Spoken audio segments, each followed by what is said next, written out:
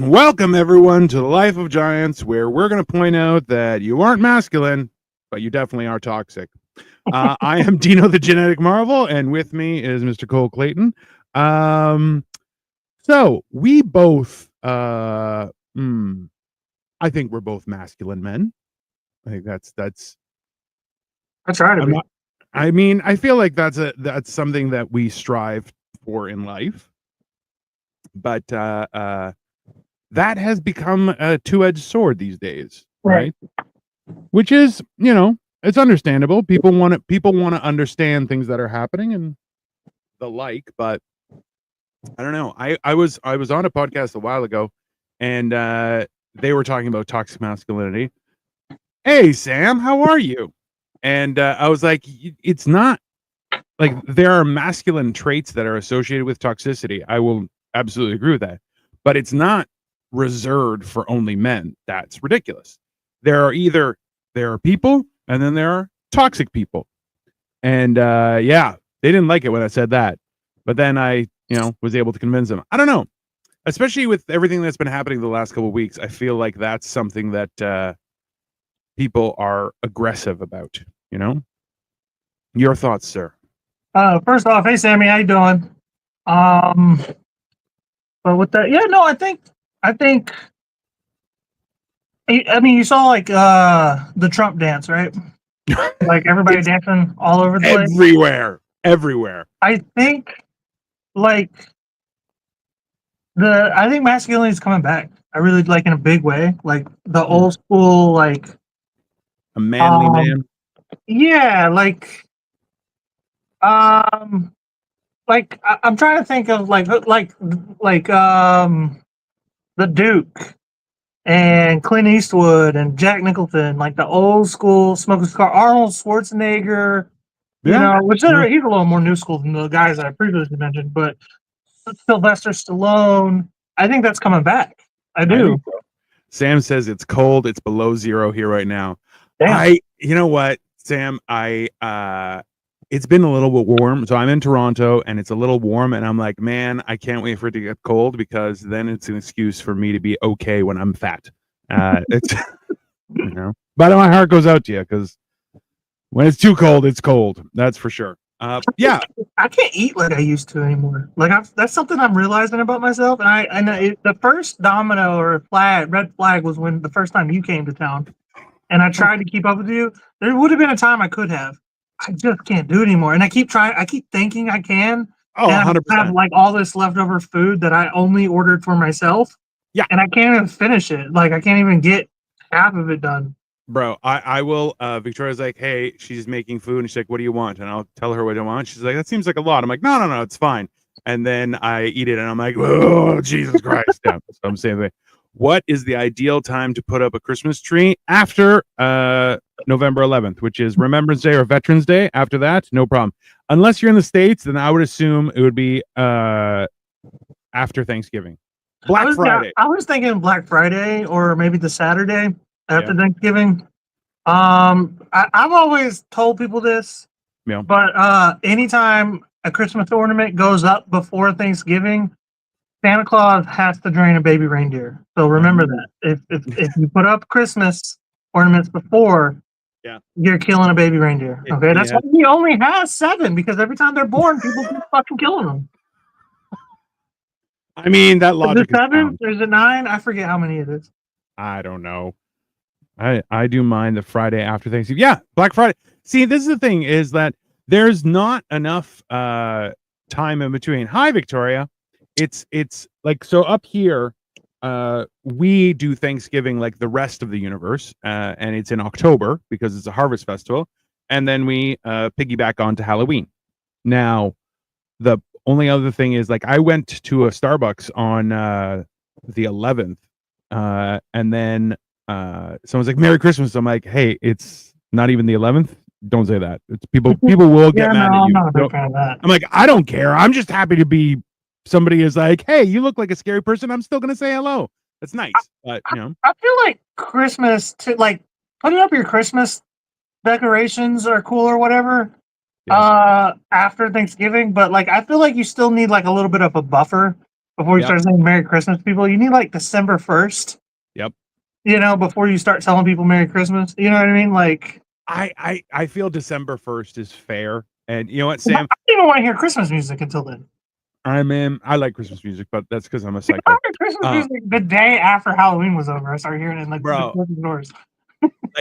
Okay, All I Want for Christmas by Mariah Carey. I love that song. I love that song, and people are like, "You're a monster." I'm like, that may be true, but I still love it. So it's a great song, but I don't want to hear it all year round. This is my only problem with that, Sam. She says she takes it down after New Year's. Is that I'm a firm believer that if it's a statutory holiday, you should not do anything, right? Because let's be honest, the government is the worst.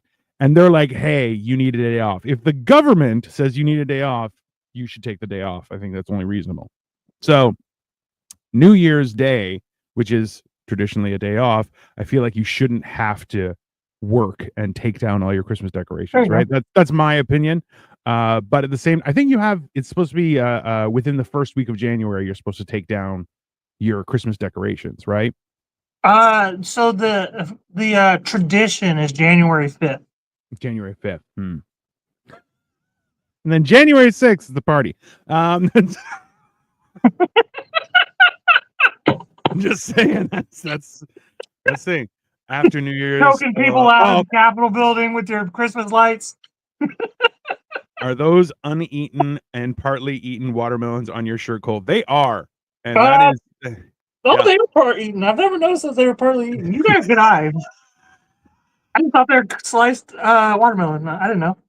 You're a monster, sir. You're a monster. No, that's the thing is Thanksgiving. We were talking about this on Generation Dan on Sunday, which feel free to check it out, everybody. We were talking about American Thanksgiving.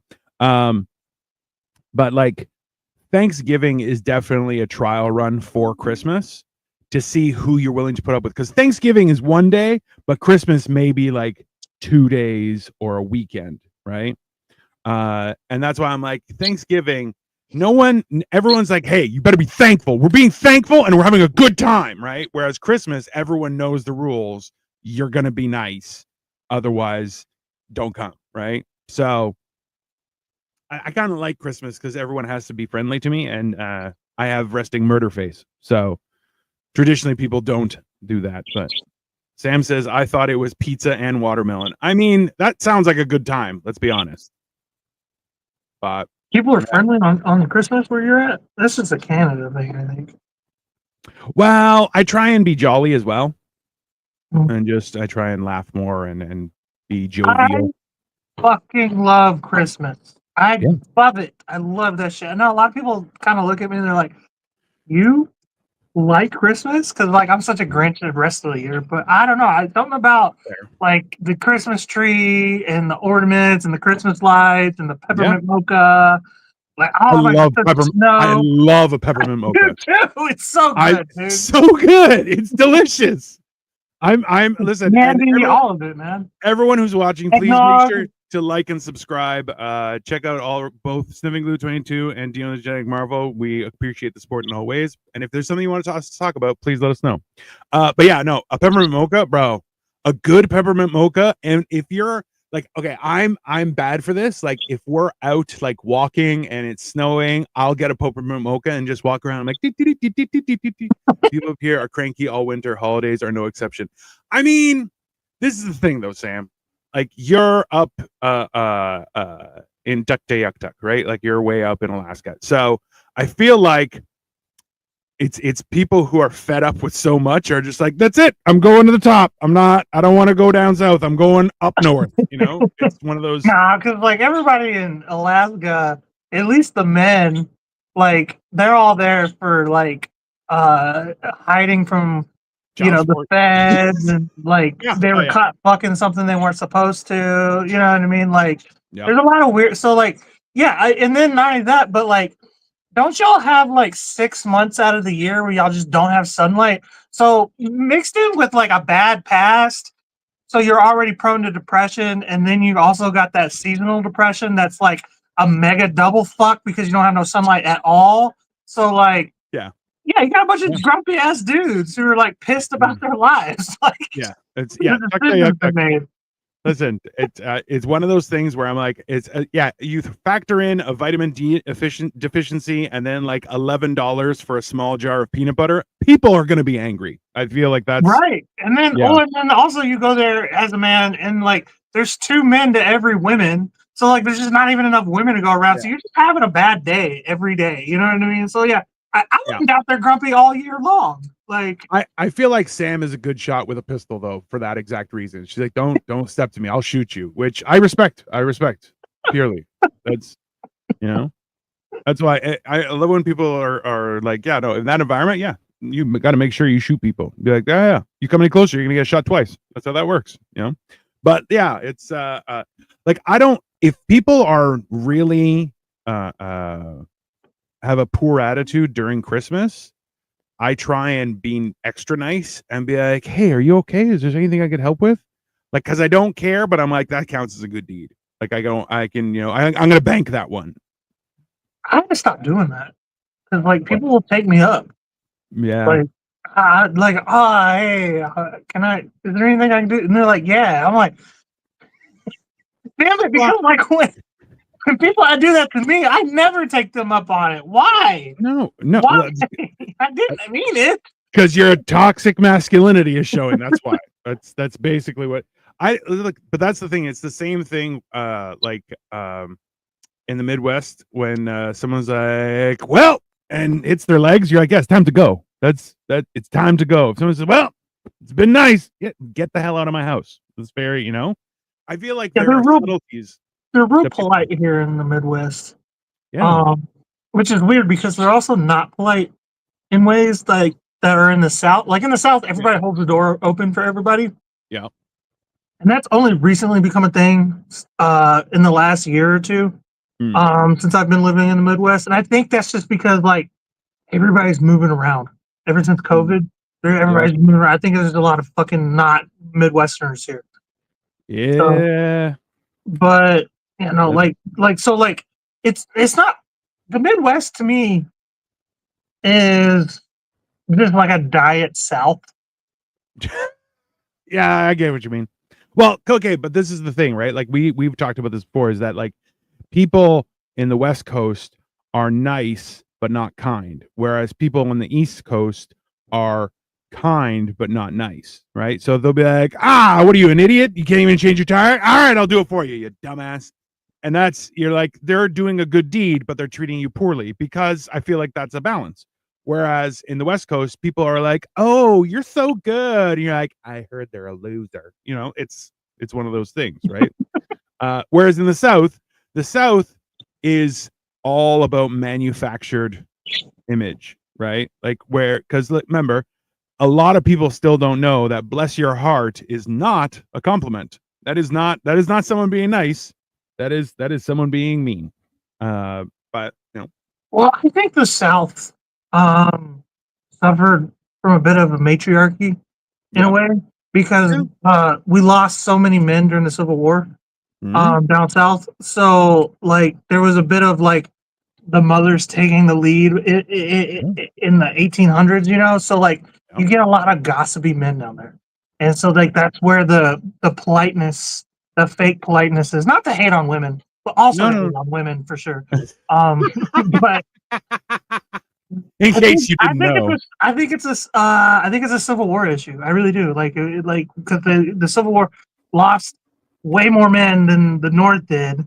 So like a lot of fathers were just kind of like removed, obviously killed from homes. So and then after the war, they just time where that wasn't normal.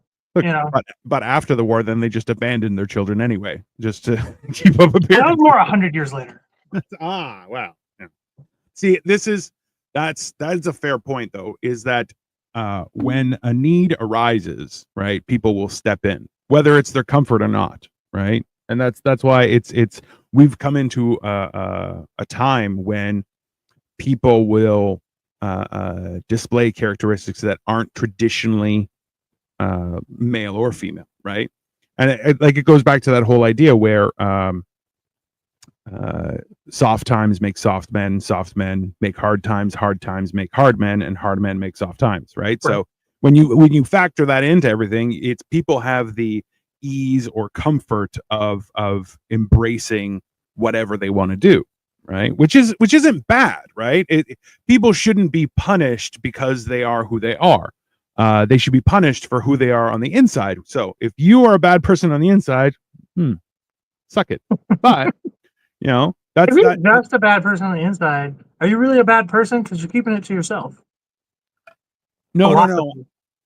I mean, like, as opposed to judging somebody by their gender or by their sexual preference or by the color of their skin, that'd be ridiculous. I hate you for who you are as a person, not where you come from or any of that stuff. I do all those things. I mean, I'm still Greek, so I definitely look down on people in general. I said that on stage. I'm like, if for some reason during my set you think I'm looking down on you, just so you know, I'm Greek and I definitely am, because I think I'm better than you. Just there you go. That's And then when other people are like, really? I'm like, also I lost 250 pounds. That's suck it. It's one of those things. Man, I don't know. But it's the whole idea that you can be toxic regardless of who you are, where you're from, or anything like that, right? Because it's people, especially the best part about this whole thing is people have started focusing on their mental health and all that. Because I will take a hard man over. I got you, man. I will take a hard man over a soft one. I mean, it's hard to take a soft one. That's fair. That's but no. That's like we've talked about this on this show before, is the idea of stoicism and how not sharing your emotions is something that's ingrained in most men, and that's not a bad thing or anything. It's more so just that you have to understand that just because somebody doesn't say something doesn't mean that they are not thinking it or they're not going through something, right? But we try, and it's one of those things where like you may want to share emotions or feelings or things of that nature, but a lot of times we're left in a situation where you can't, right? Like you and I will have conversations almost on a daily basis, and we'll talk about very serious and deep things, right? And with regards to life or situations, and there's a benefit to be able to talk with your friends about that, right? But then in turn, there are some people who just won't shut the fuck up, and you're like, I don't care, right? Like, and people have a tendency to overshare as well, and you're kind of going like, there's a fine line between being open and honest with people, and then just having verbal diarrhea where you just won't shut up, right? I feel like I suffer from oversharing. Like I'm an oversharer for sure. But I think I would rather be around an oversharer than somebody who just talks and doesn't say anything. Like you've run into that before, right? Where somebody's just talking and talking, you're just like, you are just filling the void. That's all you're doing. Like you're not producing anything. There are some people, I'll get in their car and they're gonna drive and talk the whole time. Well, they'll either talk the whole time or they'll turn up the music where you're like, hey, I can't talk. We can't have they'll try and have a conversation. I'm like, I can't hear you. Your music is playing. And they're like, oh, I'll turn it down. You're like, just turn it off. Who cares? You want to have a conversation? Let's have a conversation. I'm happy to. But also too, like you said, driving in silence, love it. Absolutely. I actually really love that too. That drives people insane, I've found. Oh yeah. So Lily, I agree with you. So I believe a lot of these men turn toxic because after so long of not showing emotions, they show them in an unhealthy way for them and others around them without realizing. I absolutely agree with you. And I feel like not having the proper outlet is a huge thing, because a lot of the time you may be maxed out in your emotions, right? And you do your best to not express that. But if you don't have a pressure valve, like a hobby or like working out, going for a walk, like all those things that would help a normal person, if you don't have that outlet, then it's only a matter of time before you overflow. In there, Lily. I mean, yeah. The best thing to do for your man, for you ladies, is to let your man watch sports. Let him watch sports. Everyone's like once a week. You know what I mean? Sundays typically during the fall. Yep. Let him watch sports because he's gonna get all of his frustration out right there, and then you don't gotta hear him bitch about anything else the rest of the week. He'll get it all out right there while his team is losing, okay? Or winning. Probably not, but probably. I love this. Just ban porn worldwide. Wisdom. That stays a little harsh and extreme. It's not even that it's harsh. If you ban pornography, which I don't disagree with the notion of that. It's more so that you instead what you should be doing is you should be educating and explaining to people like pornography is an addiction that you can never detox from. It's the one addiction that you can never, once it's in your brain forever, right? And so that's the thing is, instead, if you create a situation where people realize how dangerous pornography can be in your life, then it just becomes less and less prominent, right? So and that's the whole thing. Like when you ban a book, you shouldn't do that, but you should help people understand how that book plays a role in life, right? Are you guys gay? I mean, he's single, I'm Greek, so mildly. That's, Okay, Stephen, why are you asking? For what reason? As that might be an accurate statement, why are we leaving out the fact that women create the toxic environment they deal with from men by not understanding or even coming to any type of middle ground? So that's kind of that's kind of just placing all the blame on women, as if toxic masculinity is only formed from women. That's not conducive. No. That's not always true.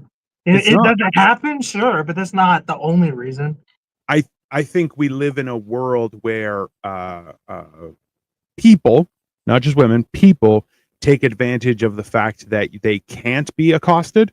I think that's a real thing. Where it's like, you can't touch me, I'm XYZ.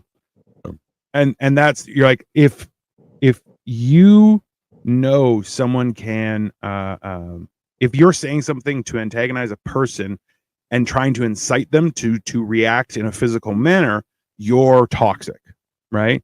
Them reacting in a physical manner, also toxic. But if you're coming at somebody saying, well, you can't hit me because I'm a child, I'm a woman, I'm a mother, whatever the case is, I'm a minor, you can't you're a bad person, right? Like, that's the thing. Porn controls people.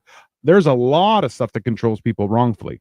And that's the thing is, it's not just that porn controls people, it's the fact that it misleads people on how they should perceive things, right? It's just it misaligns expectations and people start doing weird stuff. I've had men straight up insult me and yell, and then when I call them out, they say that this is why they don't want to vent. Yeah, that's not venting. Venting is totally okay, but you have to do it in a healthy manner. So I have mixed feelings on venting because it's ludicrous. It's like, why do you have to say it out loud? Because for men, if I come to you with a problem, it's because I'm looking for a solution. But in the years that I've been married, that's something that my wife and I have had to, because I will always have a solution, and she'll start talking and go, are you looking for a solution or are you just venting? I'm just venting. Oh, okay, proceed. Because for me, that's not a thing for men, right? A man who vents, you're like, oh, you're weak-minded. That's not. Oh, that's my honest opinion. You got me. Yeah. You killed me. Right. So I want to say something about Lily's thing. Also, there's sometimes women are insulted when the man did not insult you. I don't know what happened. What this man said. I'm not accusing you of this directly, but I found that sometimes women are insulted by what a man says, even though his intention was never to insult, and he never actually said anything directly insulting. And then also, I also know that and also there's another side to that. Men also insult people out of love. Yes, that's how we are. So he may have been playing with you. Now you said he was venting. Steven right there. Are you guys gay? Why, you interested there, Steven? That's a compliment. That's not an insult. Exactly. You know what I mean? Like men are playful like that. Like me and Dino, we've been friends for what 2-3 years now. We call each other every name in the book. You know, we've made up some names. You know what I mean? We make fun of how fat we both used to be. You know, like it just we still we are good at that. Yeah. Oh yeah. We could both have abs and be like, "Hey, what's up, fat boy?" That's just how that's gonna be. But that's the thing is like, I remember when I would raise my voice with my wife because I was like, what is happening right now, right? And she's like, why are you yelling? I'm like, number one, I'm not yelling. Number two, it's because, and I would ask her like, when I raise my voice, what are you thinking? And she's like, well, I'm wondering why is he raising his voice? And I'm going, but I'm telling you with my words why I'm frustrated with the situation. And for her, she was kind of like, and I'm like, yeah, no, you're not hearing me, so I'm becoming louder. Now, I'm not saying that's the right thing or anything like that. And like you said, is a man who yells at you, yeah, that's a failure. And I try and not raise my voice as much as possible. I fail at it all the time. Yeah, I have a volume issue. Sometimes I get loud and I don't even realize I'm getting loud, and I'm not even necessarily frustrated. Sometimes I'm just like excited about the situation, and then people like perceive that I'm now mad, and I'm like, I'm not even. What do you mean I'm not even mad? Like, yeah. Well, and this, okay, so Sam, that's a great point. All of us can learn from each other and just try to be better the next time around. That's 100% accurate, right? And hanging on to the past. And that's like also too, like an experience I went through recently was that I was honest with one of the managers at a venue I was working at twice, and both times he weaponized my honesty to punish me and give me a stern talking to. Now, just to be clear, this is a man who wore pants to work in the evening, and I'm like, I have zero respect for you. That's ridiculous. But like somebody who uses my honesty and into like me being forthcoming with information as a weapon against me, you've betrayed my trust immediately. I have and that's such a huge thing, right? Provide an example, Cole, or you're on the spot now, bro. So okay, so I saw that earlier, Victoria. Would you an example of what? Because I have said a lot now. You have said a lot. Text back what you want an example of, and I'll give you one. I'm not sure. Yeah, please tell. Hey, man, that's fine. I'm talking about when a man starts calling me a bitch and being all around explosive. Yeah, that's a weak man, right? Okay, so just a question, Lily, and please don't be offended, but were you being a bitch? That's my real question. Like, and I'm not trying to be offensive. I'm just trying to understand, because let's be honest, people can be bitches, men and women, and being called out that you're being a bitch isn't a nice feeling. I will admit that wholeheartedly, but it's a question of like, and I'm asking this just so I understand, because like somebody who yells at you and calls you a bitch just because they're overwhelmed, yeah, that's a weak person. That's a weak of mind, weak of character, and it's disappointing, right? Is the watermelon guy wearing blush? No, he's just got rosy cheeks because it's Christmas season. Man. Come on. Crispy bacon. Crispy bacon. I love the name. Real stuff. Chrissy is. Yeah, it's like, okay, so an example of when men say things women consider insulting, where men say it is not intentional. Ooh. Example when men say things women consider insulting. When men say things? Oh, okay. So example of when men say things. Well, I mean, like that's kind of hard to fill because like it happens all the fucking time. Like it's just because like there's almost like women are always looking for subtle meaning, and because I've noticed that women talk. They're almost having two conversations at once amongst each other, and you guys don't realize that men don't do that. Men say exactly what the fuck we mean, or we don't say anything at all. Like most of the time, we were always taught by our parents, if you ain't got nothing nice to say, don't say nothing at all. You know what I mean? Like, or you get the belt. That's exactly. Yeah. So I can't really give you an example because, like, I mean, I've been single so long now, for the most part. But like in any conversation I have with women becomes explosive almost immediately. I asked somebody out today and they're like, oh, I'm taking. I'm like, yeah, as usual. Well, so I would suggest that or infer that the something that when men are critical of something you've done, they're not saying you failed or anything like that, but it would be more so that they're making sure you're aware of a situation. That's a realistic thing. And the idea, I think, would be of like if if you say, hey, does this look good? And they say, no, it doesn't. You can't be insulted. It doesn't. I don't think it looks good. That's fair, right? And Victoria will have this conversation. I say, I don't think that fits as well as something else would fit. So I would put that in reserve, right? But I try and communicate well. She still gets mad at me, justifiably. I have a face that's like, oh, I definitely want to hate that guy. So it's fine. I mean, as men, this is another one of the masculinity things. We're taught to communicate properly. You know what I mean? Like don't ask questions if there's one of the answers, or if there is an answer you're not going to like. You know what I mean? Well, there was a trend for a while where it's like, do you want the truth or do you want the husband answer? Right? And oh, I want the husband answer. Oh, I think it's beautiful. It's so good. I love it. You know, do you want the truth? I don't give a shit. It's every time. So it's the same idea. Like, look, oh, I bought this new dress. What do you think? And neither have backbone. Oh. Neither answer have backbone for real. No. A man will go, oh, it looks great. But in actuality, I don't really care. Oh, you bought something new. Okay, enjoy. I hope it brings you joy.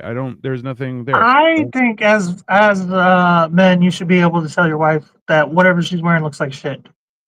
And I'm doing it for you, babe. Yeah. I'm doing it for you.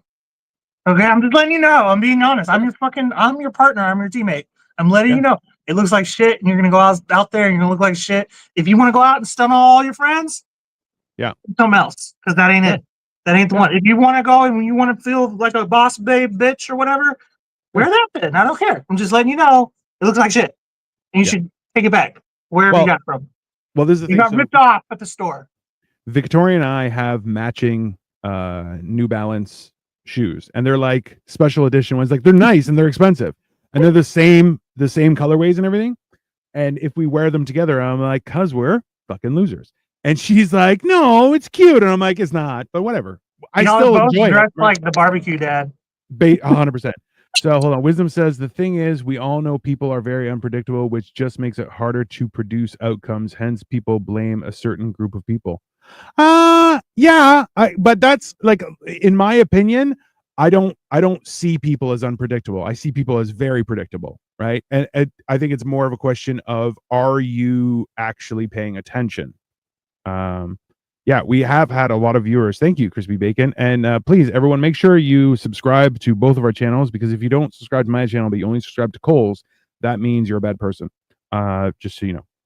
But yeah, like, so, and that's the thing is, like, it's hard because biases are created for groups. And like the idea, like, I'll tell you this much. We were, because I was working in a haunted house over Halloween. And I was hired specifically because I have resting murder face. It's just my face, right? But I'll tell you this much is, like, I've been walking downtown before, or walking around coming off the bus, and I have to be like, I actually live in this area. I am not following you. Like, I'll say it out loud, and someone's like, oh, thank God. I'm like, do you want me to just walk past so I'm in front? Or they're like, that would be great. I'm like, yeah, no, I'll cross the street if you'd like. It's no problem. Because like, I've seen people be like, ah. And I'm like, I'm just a human being. I am not a monster, just hanging out, you know? I can say that about guys too. I don't think it's a gender thing. It's a person. I think that's I think that's the key component of this discussion, is that toxicity is genderless.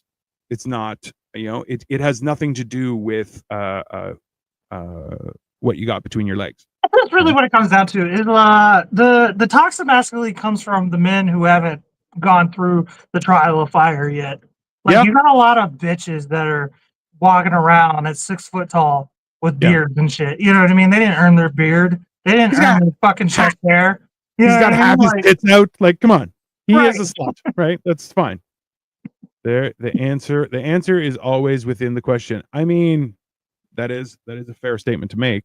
The real answer is usually I don't care. That also true. So it's a weird thing, but you know, But that's not a good answer to give women either. They don't want to hear that you don't care. no. You know? Well, there was an example of this. We've been watching. So I don't have Apple TV, but a friend of ours does, and have been watching Ted Lasso. And one of the things was one of the guys in the show is gay, and one of his teammates is like, "We don't care. We don't care, man." And Ted Lasso, who is a great character, right, is like, "No, we do care, and it doesn't change how we feel about you." And you're like, "There's a different complexity where it's like, hey, I don't." And that's actually, you know what, that's actually a good example of what Victoria was asking before, was the whole idea that when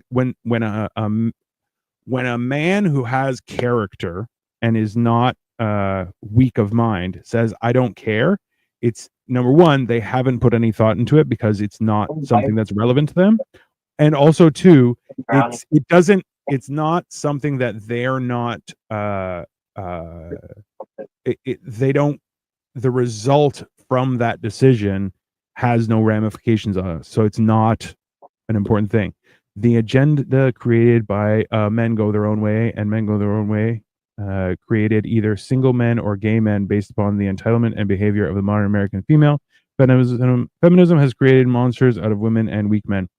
I mean, among other things, right? Like that, and that's the thing is like women having rights and stuff, and like that's, I'm all for that. There's nothing wrong with that. But the idea of like, I love the example when people are like, when a mom is a single mom, she has to step into some masculine traits because it's important for a child's well-being and growth. But when a man is a single father, he doesn't have to become more feminine, does he? And if anything, if he does become more feminine, I believe that's referred to as the ick, is what he gives to women, right? So, like, do I agree with that?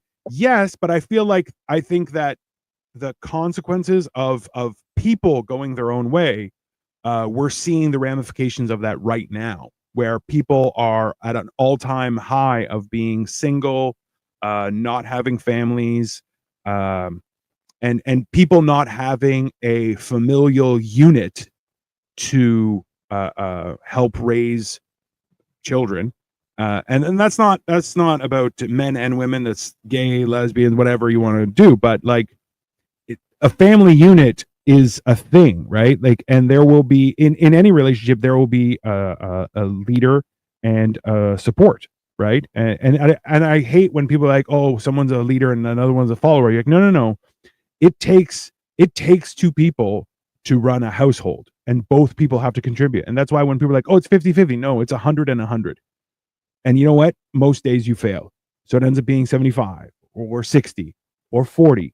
And you just hope that the other person, it's not their day off and they're the ones that are putting in the extra. And that way you can come together. But that has nothing to do with anything. It's because it's the burden of that work is a huge amount.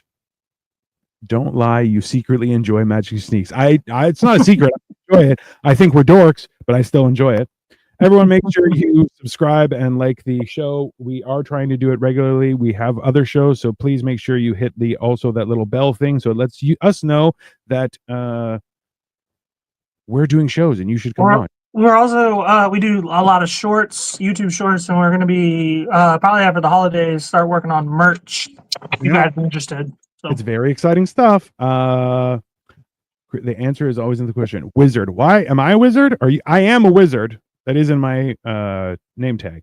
Hold on. People are almost always predictable, especially if you pay attention. That's one of the things, Crispy Bacon, is that if you pay attention, I find that a lot of people are, I don't want to say self-absorbed, but self-occupied maybe, right? Because we all have our own responsibilities, our own problems, our own lives, our own everything, right? So that idea that a lot of people don't pay attention, right? I feel it's accurate, but it's also a bad thing, right? Because if you're not paying attention to your surroundings, if you're not paying attention to your partner, if you're not paying attention to things that are happening around you, that's a failure in your own character, right? And it's the same thing like what Lily was saying. It's like when someone reacts and starts name calling and things like that, that's someone of poor character, right? Now, on the other side is like if you are antagonizing them and they reacted harshly, those are the consequences of your own actions as well, right? And it's a weird thing. Trial of Fire is the reference of Harry Potter. That is the Goblet of Fire, but also too, he was probably hitting on you. He definitely was hitting on us. And you know what? He cowered because we showed interest back. Guys slapping butts in sports is very odd to me. I do agree. I actually, so when I was working last year at a Halloween haunt, somebody tried to grab my front, but I was wearing a welder's apron, so they couldn't get it. Yeah, not my front butt, my front wiener. And the funny thing, I was like, haha, I'm wearing an apron. And then as they walked by, they gave me a goose, and I was like, hey, I felt really good because I was in the process of still losing weight. So where are you located? I am currently on the Sun. No, I'm in Toronto, Canada, and he is in Cleveland, Ohio. Cleveland, Ohio, the land. The Cavaliers. How about them Cavaliers still ain't lost yet? Interesting. What I meant about predictability was that you just cannot control what people do. That's very true. It's never possible. You'll never know what or when he or she would do. It's so interesting you would say that, Wisdom, and I love that point. But the idea is that so I used to be a financial planner when I was a real person. Now I'm not a real person. I'm just a character on the internet. So when you understand this, is that no one can tell the future. Anyone who claims to tell the future, maybe voodoo. That's fine. But the idea is that I can only use past experience to predict the likelihood of future results. So in the same sense, when we talk about predictability, is that it's kind of like fool me once, shame on you. Fool me twice, shame on me, right? Because you fooled me once, I was made a fool, but that's because you're a bad person. If you fool me twice, I am a fool, right? So it's that idea where you have to come from both sides. So are people predictable? No, because we have free will and you can do whatever you want, right? But it's that idea where Jack Sparrow, he's like, I can trust a dishonest person to do what's dishonest, but I can't guarantee that an honest person will always do what's honest, right? So it's coming from both sides of that. You have to figure out how to anticipate people's reaction. Wisdom, you can a lot of the time, not 100%. Yeah, no, nothing is 100%, right? Like, and that's that idea where a lot of people will focus on the idea of, well, it's not perfect. Nothing's perfect. I had that conversation with somebody at the job where they were like, do you think, finding your perfect true love is possible? And I'm like, that's a lie. Anyone who tells you like, oh, we were perfect for each other. No, you weren't. Nobody's perfect. The idea that you would instill that on anyone is ridiculous in and of itself. So what you have to do is actually try and navigate a situation where you can only assume, and I do say assume, that people will continue acting the way they have in the past. And as you said, like, you can't control how people act, because that is similarly to economics.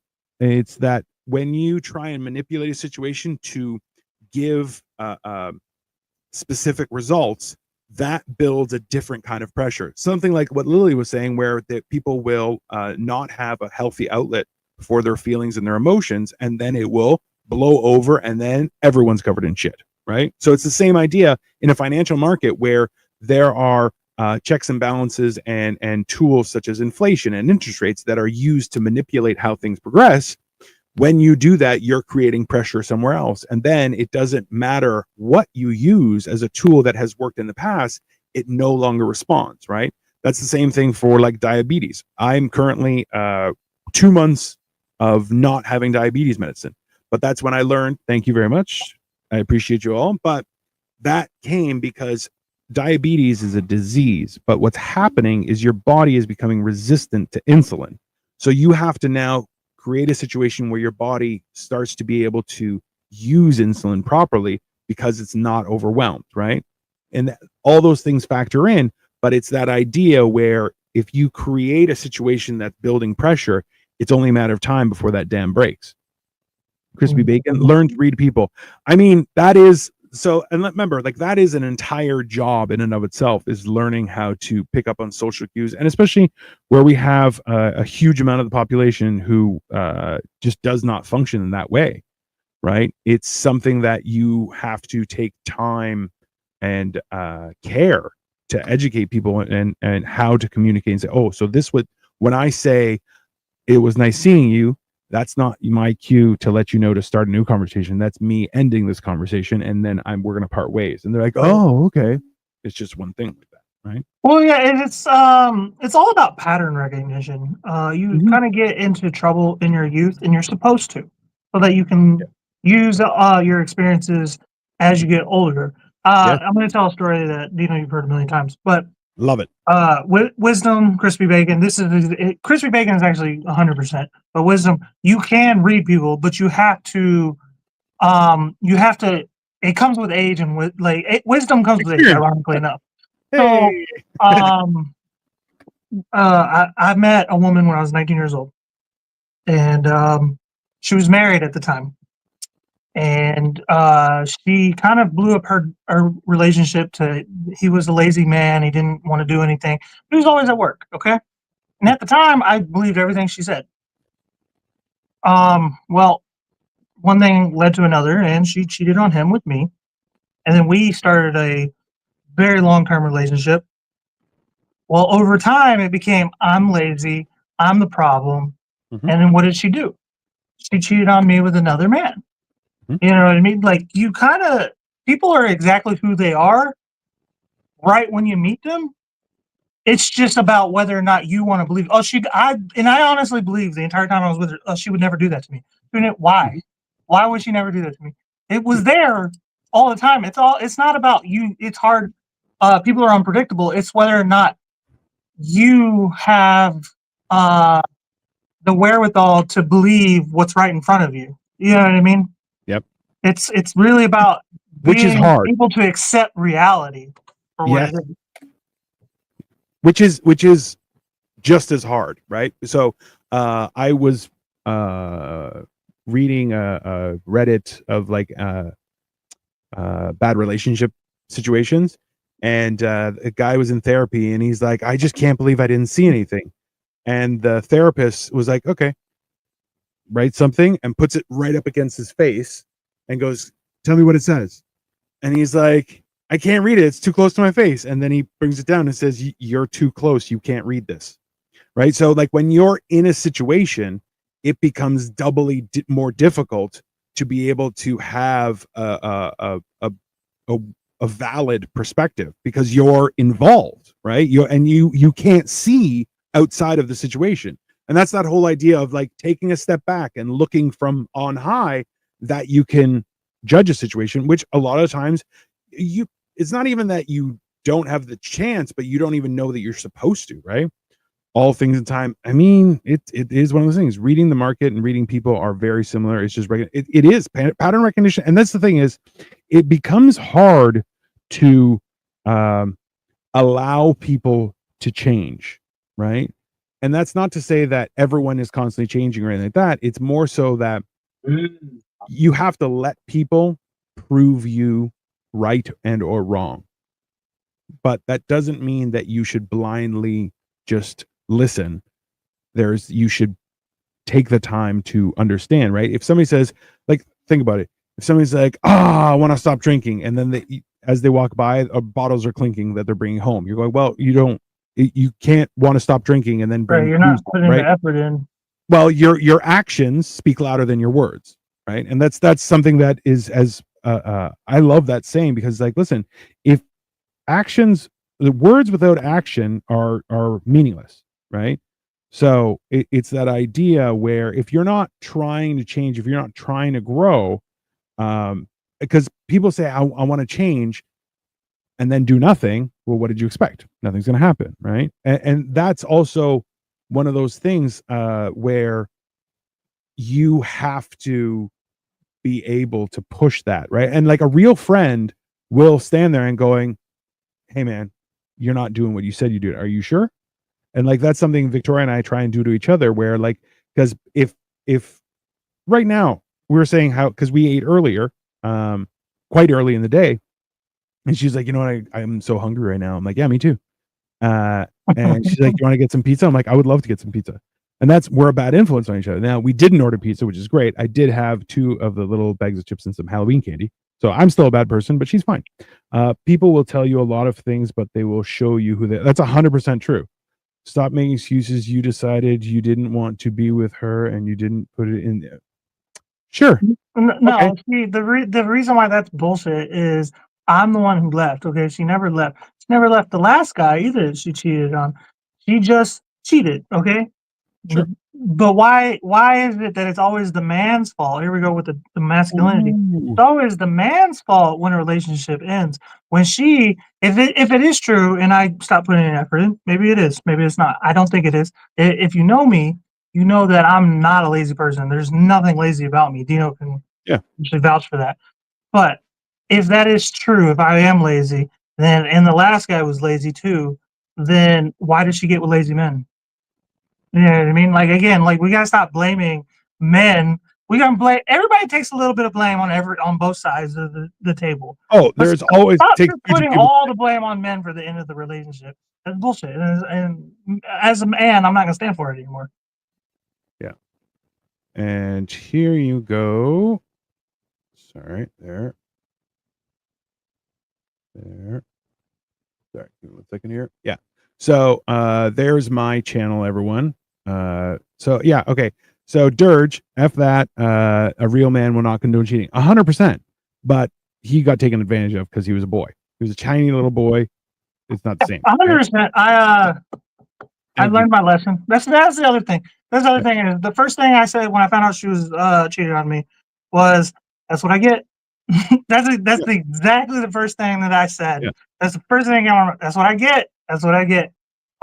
Because I didn't think anything of it when I was 19, but by the time I was 26, I had grown. You know what I mean? So like, again, the trial by fire. You got to go through it, and you got to get the wisdom to understand life. Yeah. So. And Melanie, he was only 19 and she was married. Like, so this is the thing is, to say that he's blameless, that's ridiculous. But it goes back to the idea of like a police officer, a judge, and a lawyer are responsible for upholding the law. So if they break the law, they should be held double, triple, or quadruply more accountable. So in the same sense, is he was a 19-year-old idiot, right? Young, dumb, and full of cum. That's standard. 100%. She was a married woman. She was 20 years old. She got married at 18. I'm not what she wasn't like an old lady or nothing, but she was like, married. She was young as well. So yeah, but she was married. With marriage comes vows, comes things that 100%. If you don't pay attention to. Like, I was married when I was young. I also got divorced, still young, right? And now I'm remarried.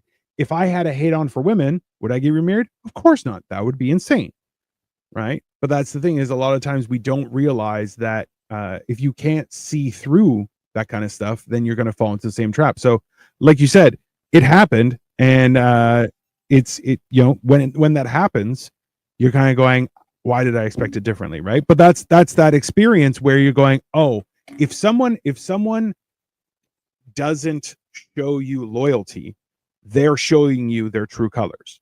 It's that simple, right? And as hard of a pill to swallow that is, and as frustrating as that can be, because someone's words, which will sound sweet on your ears, will be like, no, you're so important. I would never. And then you're going, but then you did. It's one of those things where you have to gain perspective, right? And look, and she made a lifetime commitment. Look, man, Melanie, I was married at the age of 21. I got divorced by the age of 25. My entire life changed. I've been with my current wife, which she hates when I call her that, but I've been with her for 16 going on 17 years. And, we're the strongest we have been, partly because I lost 250 pounds and she loves me again. That's fine. But like, that's the thing is we've both put in a lot of work and we've both experienced a lot of stuff. Does that make life perfect? No, of course not. But you only get what work you put in, right? If you don't put any effort, if you don't put any time, if you don't put any of that experience that you've learned into how you want to change, you just stay the same and nothing happens, right? So I agree. She made a lifetime commitment. And that's the thing is there's nothing worse than someone saying, oh, but I've changed my mind. What? What are you talking about? That's not how that works, right? Then why did you get married in the first place? I love YouTube. I click on your channel. It will only allow me to report or block it. He learned. Please don't report us. Yeah, please don't report me. I just got monetized. I'd like to try and make this a thing. I married at 22, 18 years, and that's awesome, right? But like, hey, yeah, congrats. Absolutely. Congrats, Crispy Bacon. And realistically, you can attest 18 years is hard, right? You have your ups and downs, you have your things, but you know, sacrifice of for sure. Absolutely. And that's that idea where I love the idea that people are starting to get the hint of is that it's the comparison between being peaceful versus being harmless, right? Someone who's harmless, you don't have to worry about. Someone that's chosen to be peaceful, you become peaceful when you're capable of horrible things, right? Right. Jordan Peterson kind of mentioned something about this where it's like if you're not capable of horrible things, you're not really a peaceful person. You're just a bitch, really. That's exactly it. And that's that idea where like you should learn the absolute depths of your soul, and then you can structure a box around it that makes you the king of it, right? If you stand there and you don't even know how severe your character or personality can be, then until you hit something that rocks you, right? Like, so think about it this way. If you're driving and your tire goes flat, no, I have to take a firm hold and then I have to force the car off the road so I don't kill anyone. If you have to take control. You have to take control. So it's that idea where if you're put into a new situation that you've never been in, but you also haven't put in the time and effort to learn to control yourself, which, listen, is a lifelong journey. It's not something you're like, haha, I took a course on Google and now I know. It's not how it works, right? We fail constantly, but the point is that we wake up tomorrow and try again, right? And when you take the time to understand how severe your soul is, then you can make a choice. Like, I choose to be loving and loyal to my wife, right? I get messages on TikTok all the time where people are like, hey, do you want to chat? And I'm like, I'm happily married. And I learned to say happily married because at first I said I'm married, and they're like, happily? And I'm like, yes, happily. That's insane. Like, but that's the world we live in, right? That's all that matters is I'm married. Shut the fuck up. Absolutely, right? But then people are like, oh, but if you're not happy, it's okay. And you're like, no, it's not. Right? I take my vows very seriously. And when I see somebody who hasn't taken those vows seriously, that's your character, right? And listen, because I'm a bastard, I will judge the shit out of you on it, right? But then, like, I find out that other people are like, oh yeah, you know, I did this in the past. I'm like, how does that make you feel? You're like, that was one of the biggest mistakes of my life. And you're like, good, I'm glad you learned it. But only way to be, gotta show the ring. Thanks for the love, though. George, absolutely. Listen, I've had people who are like, you trying to get us to see his butthole? Is that what he's trying to say? I mean, that's fair. But it's the idea of like when you turn around and when I'm like, oh, I'm married, and people are like, oh, but are you happy? And I'm like, yeah, I'm happy, right? Even, let's be honest, it's we'll fight still. I'm happily married. Why? Because that's my wife and he's a parent. Yo, dude, no homo. Maybe a little bit. I'm just playing, man. I'm just playing. Just a little bit of dirge. Just a little bit, okay? Hey, I got homework for everybody watching right now. First off, please like and subscribe to our channels. We got Dino the Genetic Marvel right underneath us. Right underneath me, I got Sniffing Glue 22 right here. These are our channel names. Also, I want you guys to start a fight this week with a complete stranger, and I want you to lose. What movie? What movie? Oh, we don't talk about. We don't talk about it. That's right. No, that's those are the rules of the game, everyone. No, listen. I think that this was a very beneficial conversation, right? And it's something that we definitely try and touch on here. So just so everyone knows, Mondays we do Life of Giants. We've moved Hammered and Cheese to Saturdays, but Tuesdays we are working on a different show, which is going to be coming probably next week, possibly tomorrow, but most likely next week. Which is on Tuesdays, which is going to be called Make It Make Sense. And we're going to talk about finance stuff. So if you have an opinion on that, please make sure you show it. Like I said, subscribe to this channel, subscribe to that channel, hit that bell, all the things. Let's explain Hammer and Cheese to everybody who's watching. Hammer and Cheese is a cooking show, and I get drunk, and Dino kind of makes fun of me while I get drunk. Sometimes we have guests. Yeah. Please check it out every Saturday now. And yeah, about 8:30 is around when all our shows are. So yeah. So this weekend we're going to be doing it a little bit earlier, but in general, it's going to be, we're trying to do things in the evening time. Melanie has something holding the Gulag Archipelago that became the book had you better know how to read that. It said that the line of good and evil strikes in the heart of everyone at some point. Oh, 100%, Melanie. This is the thing, is that people who aren't tested, you don't know how they're going to react, right? Because let's be honest, life is hard, right? And I explained this to somebody listen, being single, it's hard. Being married, it's hard. Having kids, it's hard. Having no kids, it's hard. Having a full-time job, it's hard. Doing gig work, also hard. There's no easy part in life. And if you have only seen the easy part, number one, you may not be trying very hard.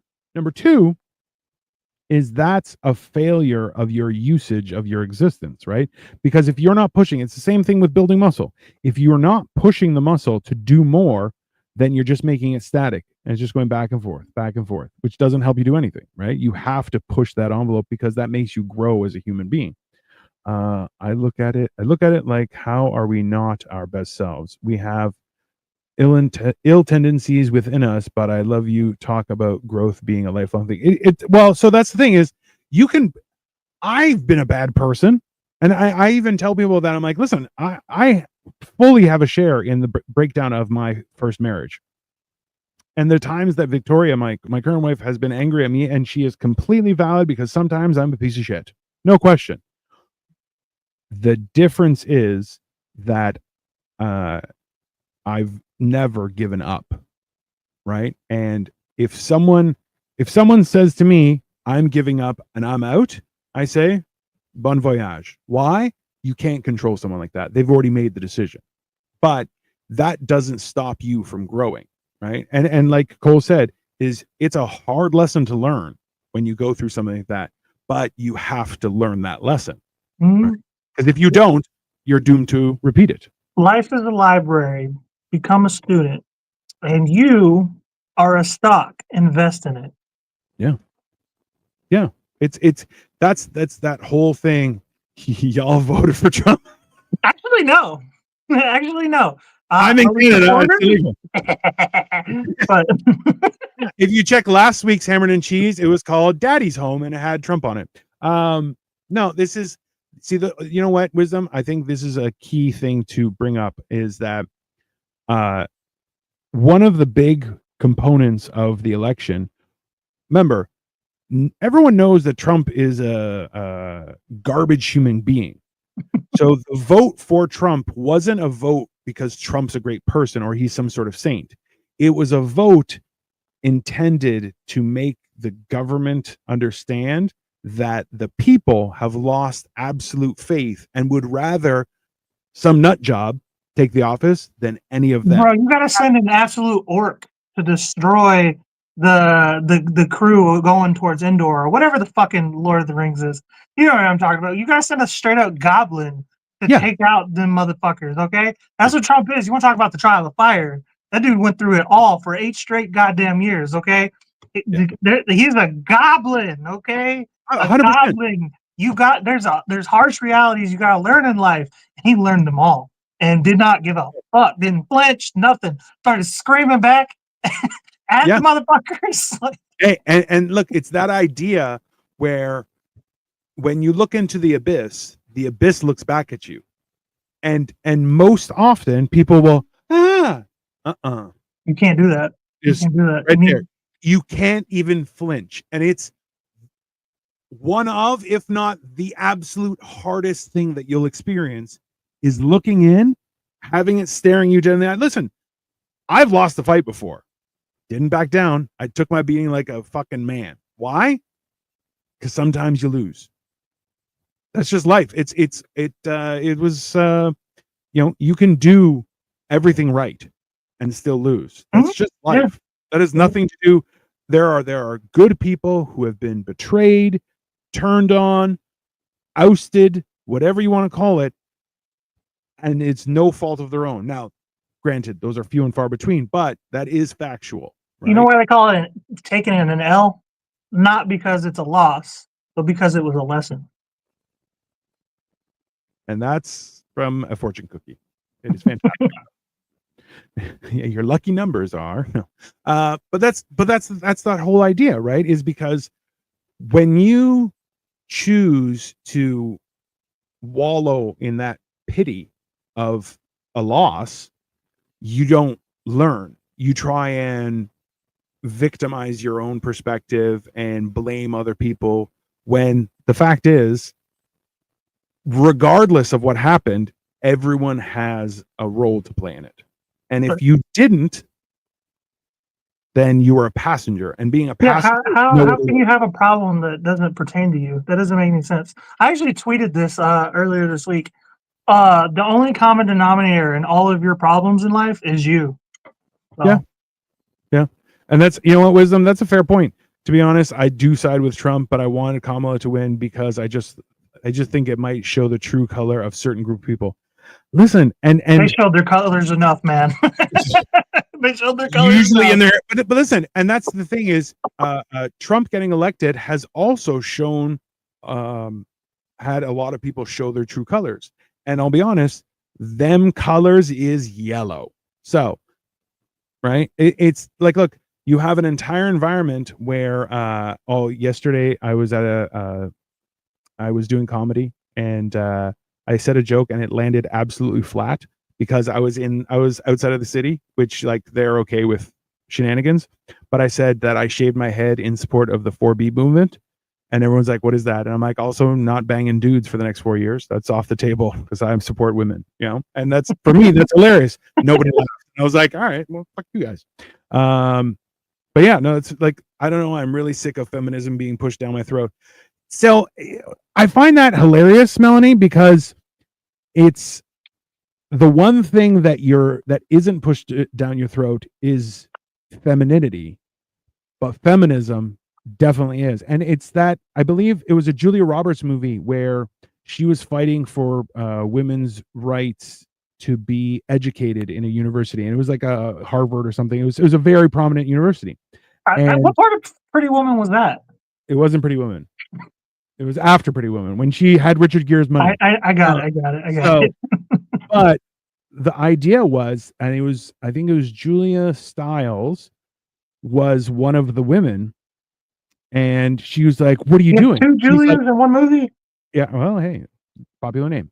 She was like, "Well, I'm getting married. I'm going to be a housewife." And she's like, "But we fought all this thing." No. We fought to have the right to an education, which is no one should not be allowed to educate themselves. That is bar none. That's fair. But you can't in turn criminalize people then having a choice, right? You can't say, well, you have a right to an education. Great. I don't want to do that. I want to live at home. I want to be a housewife. You know what? Feminism is bullshit, and it always will be, and it should never go further than it has so far. There's one thing that just crumbles the whole argument, and don't get me wrong, it's a good thing. Men aren't allowed to hit women. That's really what it comes down to. You don't want equality. because we're not allowed to hit you. And I'll never advocate for hitting a woman. I would never advocate for that. And neither should women. No woman should ever get hit by a man unless she hits him first. But like other than that, like there's no reason for it. So like if you stop trying to tell me we're equal. We're not. We're not in every way, at least, you know. Look, if you square up to a man and punch him in the face, you're probably gonna get punched in the face. Right? And look, and that's the thing is, look, I'm 6'2", 6'3", something like that, and 270 pounds. Men don't square up against me because I look like I'll eat them. Right. Right? Now, does that mean, well, because it's a man, I can still hit them? No. I've had men go, well, you want to go? And I'm like, I'd love to. And they're like, absolutely not. You look like a psychopath. And I'm like, you are correct. Right? Now, but that's something that I've worked on in my entire life, is to not react that way and say, hey, like I had a friend who challenged me to a fight because you have a big mouth and someone needs to teach you a lesson. You're right, but no, it was another guy. And you may have said that too. That's fine. But I said, hey, I said it afterwards just to fuck with you. But I do have a big mouth, and you know what? I do need lessons, no question. But you ain't gonna give it to me, son. And he was like, "Nope, we have to fight." I'm like, "Listen, I'll back out, so you save face if you just drop it." Nope, you need to be taught a lesson. Okay, all right. So we scheduled, we met up, we went. 4 minutes later, he went to the hospital. I went to Perkins for breakfast. He still limps. That was in 2009, and he still limps. Okay, because I tore his ACL and MCL. That's so jacked. Okay, you have to go so hard. Yeah. Why'd you have to go so hard? I didn't, bro. At the end of 4 minutes, I'm like, all right, I'm gonna have to hurt him. I was like, all right. I tried to be patient, and then I turned around, and he's like, I'm out. Nope. I'm going. I need to go to the hospital. I was like, let's pivot to that for a second. We just had a conversation about a particular woman earlier today where she doesn't learn anything because she has pretty privilege. Okay, essentially, she never learned anything because nobody checks her because she's pretty and she's cute. You know, she's small. I think I recently thought about the fact that men actually do suffer. Certain men suffer through that too. It's not called pretty privilege. I don't even think it has a name. But being like a big, broad, strong, capable man, you can't tell him nothing. He has to learn that lesson on his own. Have you ever noticed that? Some of those men are very hard to get to, just like some of those pretty women. So it's almost like it's like an overly feminine woman. I don't even want to call it pretty privilege. I want to call it feminine, very feminine women get a certain privilege, and overly masculine men get a certain privilege, and both are hard to fucking teach anything to. Yes. I'm like that too. I'm one of those types of people who can't tell anything. I have to learn on my own. So I'm also very self-aware at times. So like it goes very far for me. But at times I'm like, no, you're wrong. Let's just make people understand is the fact that you're dressed like Magnum PI right now with your hairy chest out and your gold chain. I'm bringing it back, man. It's the fucking 80s again. We got Make America Great Again. It's a red wave, bro. I'm bringing back Coke and guns and hats and mustaches, man. Same time. No, cigars, all of it, man. Victoria says, I can see Magnum PI. Yeah, 100% he's Magnum PI. Star Wars is coming back. Like, fuck, you need a Ferrari GTO. And you can just be like, just pull up, be like, what's up? I'm saying 100%. I would, bro. That's the thing is like for myself, that was something I had to learn because I am stubborn and I am bullheaded, and I have a bad habit of assuming that everyone else knows that I'm right. And that's a poor decision on my part. Yeah, so in the last few years, like that's the one thing was I really took from the pandemic was so often we were like, oh, if only I had some time off, I could change. But I'm too busy with everything else. I didn't have anything on the go, but the pandemic is like, well, listen, this is shit or get off the pod time, because everyone wonders about, oh, well, if I had the free time. Well, I had the free time, so I lost, an entire person's worth of fat, right? So it's that idea where if you take the time and do that, that's the thing. I assumed glue was in Cuba. No. He does look like he would fit in Cuba though. With that shirt open like that, he'd be like, "Hey." I have plenty of plenty of friends that are, not quite. They're not seeking asylum, but they are here in a friendly way. Cole's just missing the fedora. Yeah, I can't rock I don't have the head for a fedora. I just don't. No, well, listen, if with hair like that, I wouldn't wear a hat either. I'd just be like, no, everyone look at my beautiful hair. I mean, I wear a lot of hats. You do. I'm starting to realize that, I might not have too many years left of this shit. So I'm gonna start letting it ride. Hey man, it's one of those things where even now I go outside and I pull my hoodie up because I'm like, my top of my head is frozen all the time because I'm bald. So, and it's like I still have stuff, but there's some tanning oil on there. Bro, let it cook. One of the outfits that I had at the haunted house, they painted my entire head red. And like, because I'm bald, like they went right to the back and I was like trying to get it out in the shower. And I'm like, some bitch, damn bald ass head. It was horrible, but yeah, like, look, and that's the thing is like, for me, I don't like overly effeminate women and I don't like overly effeminate men. Because I'm like, you don't like femininity at all. You're gay. No. You like bears, man. Victoria, watch out for that one. I have been accused. A burlier man than him, home. I like a manly man. He's gonna show me how things are. Yeah, no, it's fine. I see why we're friends. You keep on walking around with your your hairy chest out. Yeah, that's fine. That's cleavage. It's horrible. Absolutely horrible. What does that say about me? Victoria, you're a man's man. That's not. Oh no. Victoria is a beard. That's what it is. Can you imagine? Oh my god.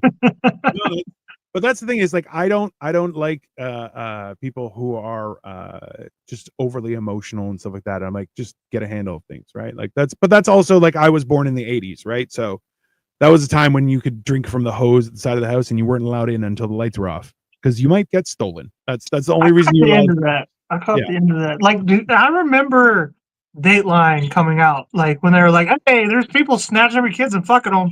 I was like, I was still kind of a little kid when that happened, and then suddenly, not allowed outside as much anymore. It's well, I remember a lady pulled up in front of her house, and she's like, "Oh, can you help me? I need directions." And I stood like 4 feet away from her car door, and my brother's like, "Bro, she can't fit you through the window. Don't worry, just." And I was gonna say it. I was like, when have you ever been below like 5'5"? Like you were born 5'2", 150 pounds. There's a reason I was the youngest. There was no other kids coming out of there. Yeah. What about Melania Trump? Her femininity? Yeah, but so this is the thing though: is Eastern Bloc femininity will stab you with a screwdriver, and I respect it. Right? So like, I'm talking about the emotional. Overly not femininity, it's the effeminate, like ew, oh my god. As soon as you do that, I just turn around and walk the other way, right? So I'm not anti-femininity in any way, shape, or form. And if anything, I applaud it. Like, so I grew up in a suburb of Toronto. Now I live in Toronto proper. But so you understand, I'm Greek and we go to Greece. We used to go to Greece all the time. I love to go back. We have a house there. It's beautiful. But like, if one of my cousins' spouses, their daughters, cousins, whoever, were like, "Hey, we're going to go grocery shopping." They're like, "Hold on, I need to get ready." And they would put on an outfit. They would fix themselves up. They would do their hair and then we would go out.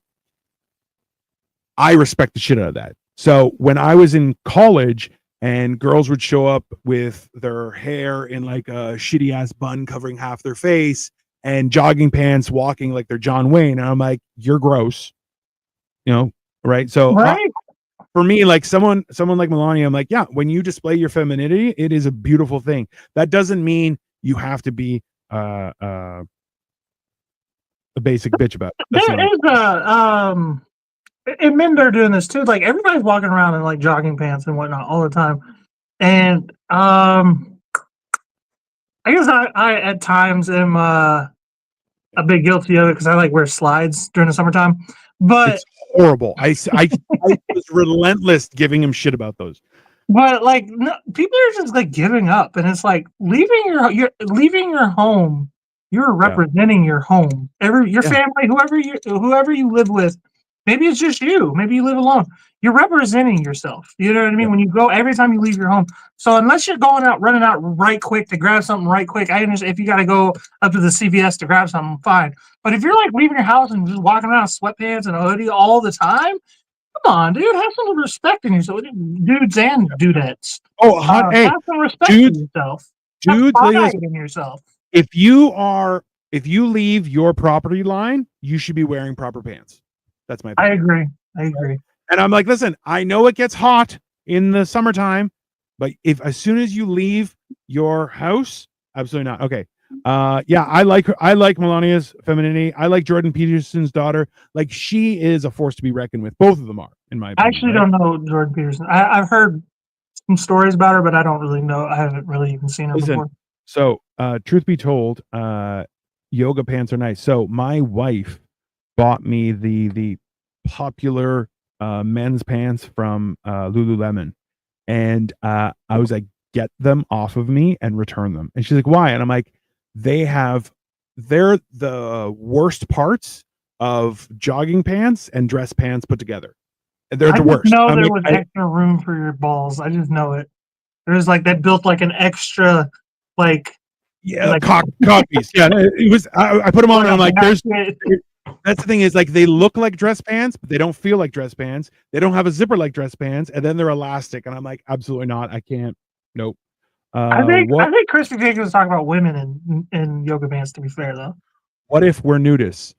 Well, then you go find somewhere where that is okay. Okay, it's not everywhere. Don't try to fucking contradict me, Jake. Yeah. How dare you, Jake? What? His daughter is a moron. Yeah, like I said, I don't know anything. She's not. She's very educated. You have to Ray R. You have to explain what you mean. Do you just hate women? That's also possible. Right. I find it hard to believe that Jordan Peterson would allow his daughter to be a fucking moron.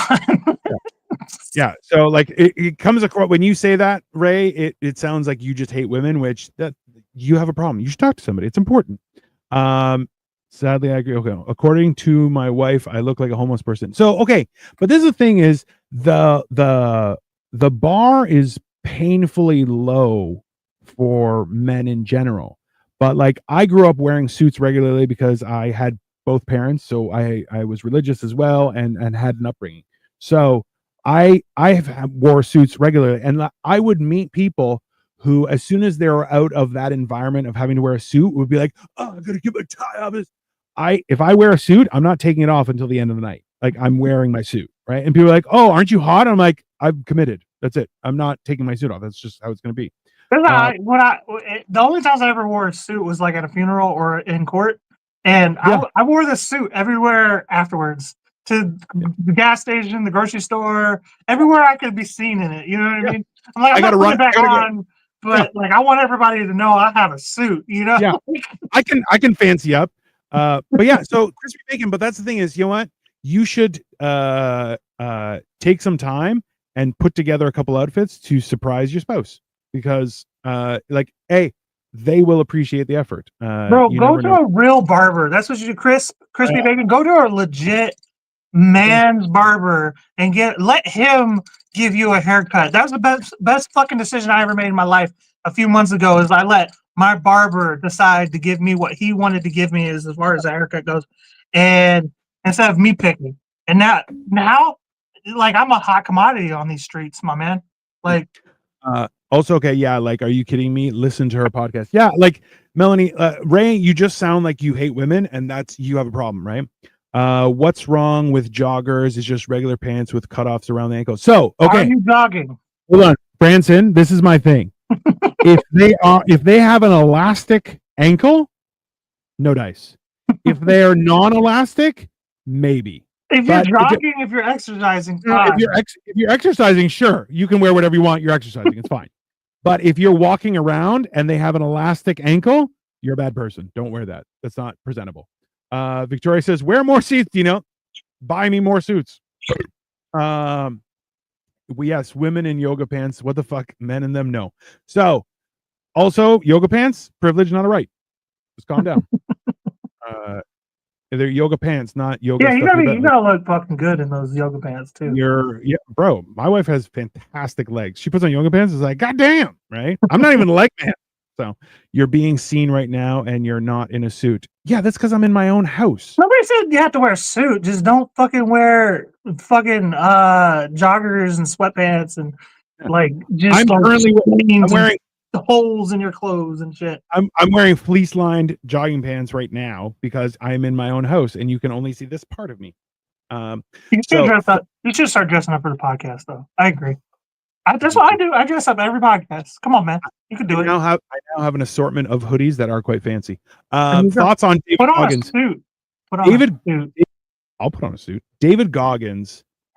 I like David Goggins because of his immense willpower and commitment to what he wants. David Goggins is a man, bro. He's probably the man. Okay. So now, but the problem is too, and this is the thing, is that when you see a lot of David Goggins clips and shorts and stuff like that, you don't get the full understanding, right? Like, look, how many times have you seen it where he's like, yeah, stop being a little bitch, right? And you're going, yeah, that's an impactful statement. But he also talks about self-care and your mental health and understanding those things. So, like, I think David Goggins is a hero for the simple fact that that boy has done things that people have said is impossible, right? And that alone is why he should be regarded in that way. Now, he does have a weird shaped head. So take that as you will. The ugliest men end up being like the greatest soldiers in life. So well, they have to. They got no other redeeming qualities. I grew up religious, but the only time I had a suit was funerals. There you go. So if you didn't wear a suit to church, were you even religious? Let's calm down, right? Let's. Are these guys still yapping? How dare you, Chris Freeman? You love it. You dirty bastard. Why are you watching if you don't want to hear us yap? Yeah. Acting like you don't love it. What won't work? Chris, shut your cornhole. Chris, not crispy bacon, for the record. Watermelons on his shirt, and calls himself a hot commodity. Man, hey, you're jealous. You can't pull it off like me. Hey, you're coming off real jealous there, Chris. Real jealous. Crispy bacon, flag, bro. First time, but I'll be back. Crispy Bacon, you've been very enjoyable. So please make sure you subscribe to both our channels because we do a lot of content together. Sometimes he abandons me and treats me like a stranger, but that's okay. I'm back next week. You should watch a clip of David Goggins running around. Bro, I love that clip where it's Joe Rogan and Elon Musk and all the crew are like, we're going to go to Mars. And then they get there and David Goggins is already running across Mars. I'm like, it's so good. And he's like, stop being a little bitch. And he's running across Mars with no gear. It's the funniest shit I've ever seen. If you can get your inner monologue to talk to you the way that David Goggins talks to the camera, you're going to win in life. I promise you. Oh, well, so, and that goes back to the idea of, if you are your harshest critic, that's a good thing. But also, like, it goes back to that idea where you only need one person to support you. But wouldn't it be magnificent if it was your own body that was supporting you? Like, and that's why, like, you should be harsh on yourself, but you should also appreciate your hard work, right? Like, it's a very, it sounds like an oxymoron, but it really isn't. Thank you for saying that. I've torn my ACL, ruptured a disc in my back, broken 26 bones, had my shoulder rebuilt in 2021, off the couch and back running, lost 24 pounds. Good for you, Jake. You flew out of a helicopter, my man. Fuck. Bro, so Jake, just so you know, over the last, so it's been like 4 years that I've been doing it. I've lost 250 pounds. I used to be over 500 pounds, and now I'm a very sundress worthy 270. I'm very pretty, but right now I'm not the thinnest I've been, but I am the smallest I've ever been. Like right now I wear a size extra large pants. Very perplexing. It's a weird experience. Branson, you guys are clowns. I tuned in at the first thinking there might be something of substance here. Y'all are yapping. If you didn't watch the whole thing, what did you expect from watching 10 seconds, Branson? You're a dumb person. That's what I call you. Branson, you're yapping, bro. I would like you to subscribe to both our channels, and I want you to watch everything we do for the next 10 weeks.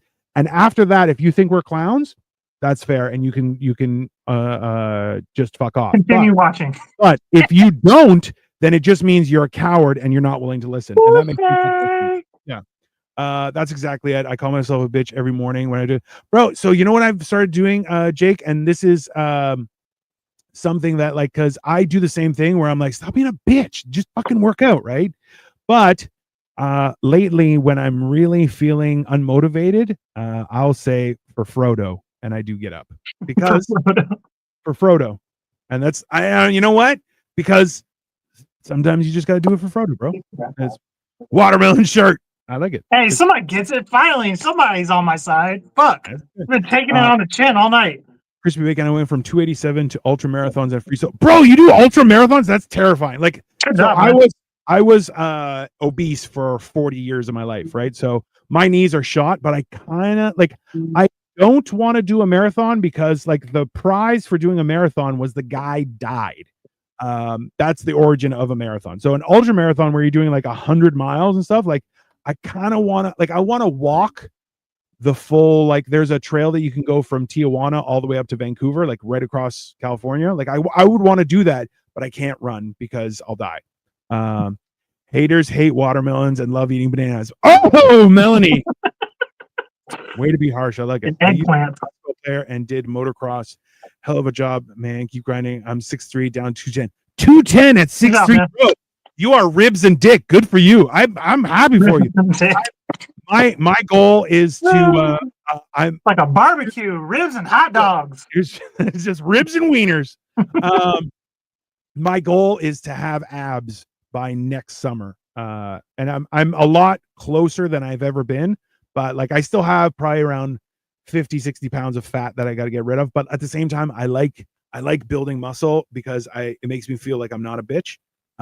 Because like at 500 pounds, if I wanted to scoop you, I'm scooping you. Like I just, right? So now not being able to do that kind of makes me feel weird. Well, believe it or not, by building that muscle, it's going to eat the fat faster. Yeah. And that's like right now I'm on a building kick and it's going really well.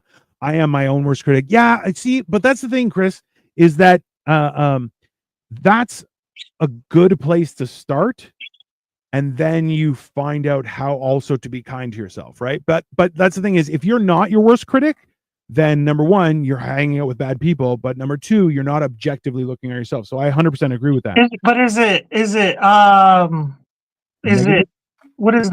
There's a word I'm trying to think. What is when a criticism is? Oh, is it constructive criticism? Are you being constructive towards yourself, or are you just criticizing yourself? Because criticizing yourself without construction does not get you anywhere. It just makes you sad. It's just me, right? So right. Jake, Branson looks like he smells opossums for fun. That's probably accurate. Thank you guys. I love y'all. Y'all are awesome. Branson likes warm pillows. Oh my god. An army, Branson. Try this again. What you say about my watermelon shirt? By the way, everybody at the beginning, and you, Dino. Did you say something? No, you were on my side, right? Victoria pointed out that it was half-eaten watermelon. I'm like, that's. He did. I didn't even know. I called you Magnum PI. How can she see it from that far? That's crazy. Because I'm looking right at it. So intermittent fasting is awesome. So I regularly do intermittent fasting, but also like I do long term. So I usually I've been out of practice for the last month because I was working. So what I usually try and do is stop eating Sunday afternoon. And then the next time I eat is like Thursday. And that's been a big part in my health journey, but it's been awesome. LOL, I'm 6'3". My climbing weight, running weight is 170. Jesus Christ. Bro, I mean, like, you better be thankful that there's no fat in your wiener and it just stays muscle because 175. So I've been experiencing. So one of my goals throughout this has been that I want to be able to do a chin up and then progress to a muscle up eventually, because at 270 I'm like I have a very thick legs and torso, but my arms I've never been very big, so I'm working on that as well because I want to be able to actually do a chin up and then a muscle up. But like that's the hard part, is I'm like I got to drop still significant weight before I can do that. But at 175, Jesus Christ, I do want to take up climbing just because I have giant man hands. Cole doesn't, he would die, but you know. Fuck you. Branson's favorite movie is The Third Godfather. We're just going at it right now. Oh, that's so savage. Yeah, Victoria says, Cole, it's part of my job to pay attention to clothing. That's Hey, so Victoria, if you need I don't know if you work in just women's clothing or men's clothing, but if you need a male model to try on clothes and tell you what they think, I'll totally do that if I get to keep the clothes. Just let me know. Just hit me up. I love free shit.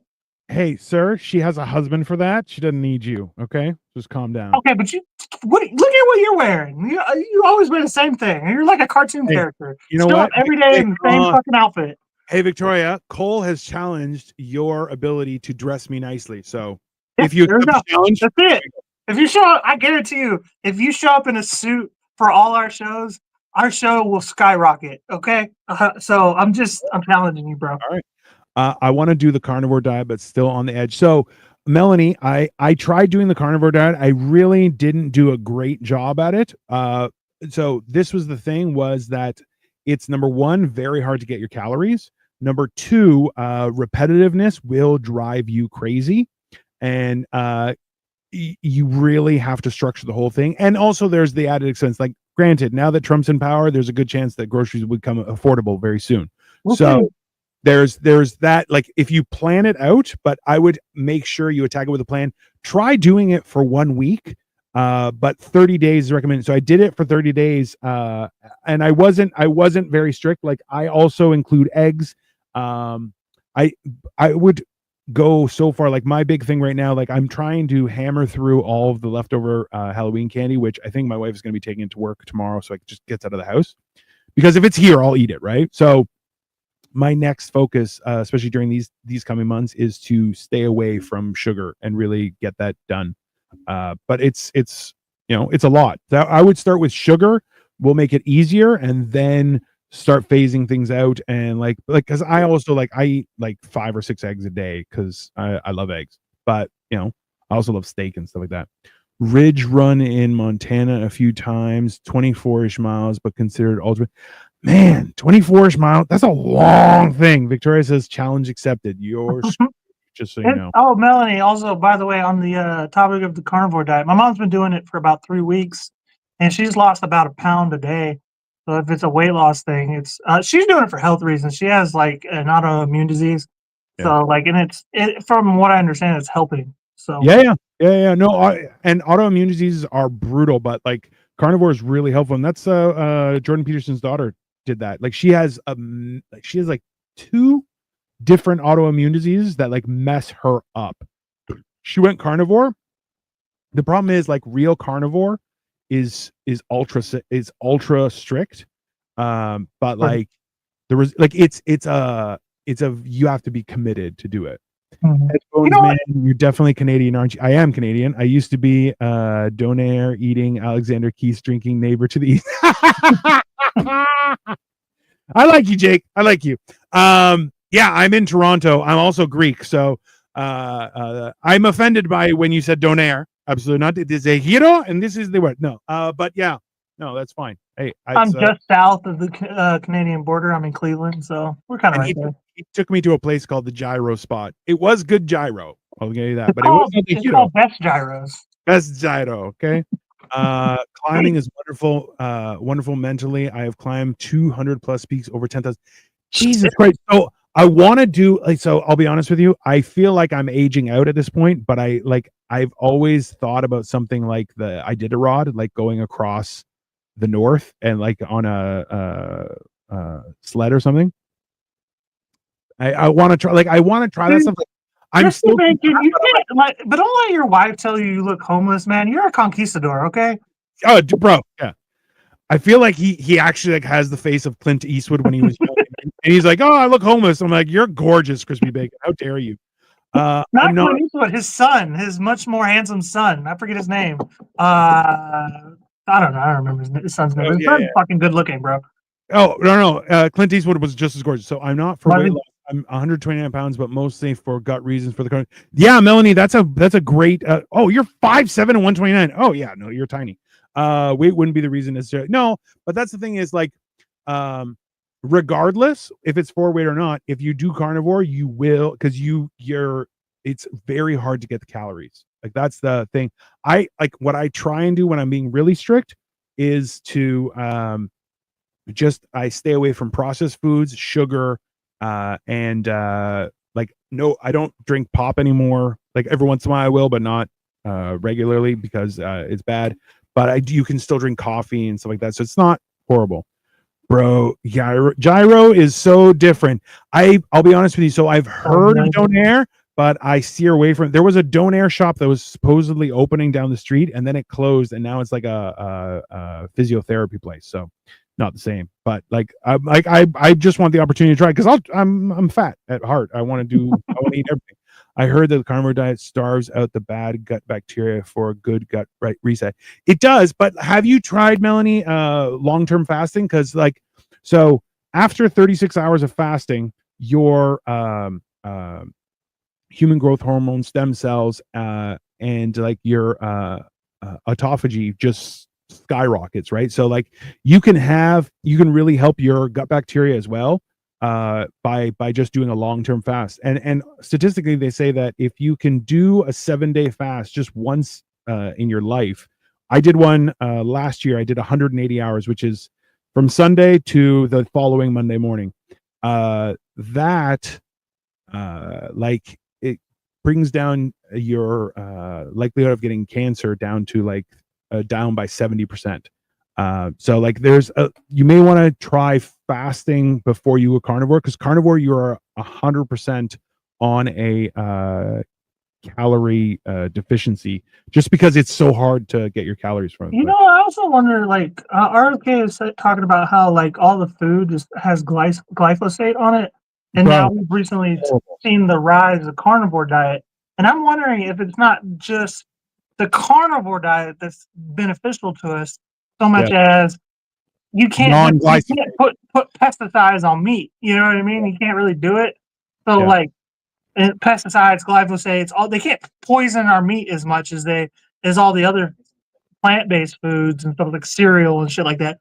The Pop-Tarts, all that shit. So I'm wondering if it's just the fact that you're cutting out all the poison, That's the whole thing with processed food too, right? And that it's getting rid of all that processed stuff, because like it's a lot of chemicals that are permanent. They're lifelong chemicals, whatever they're called.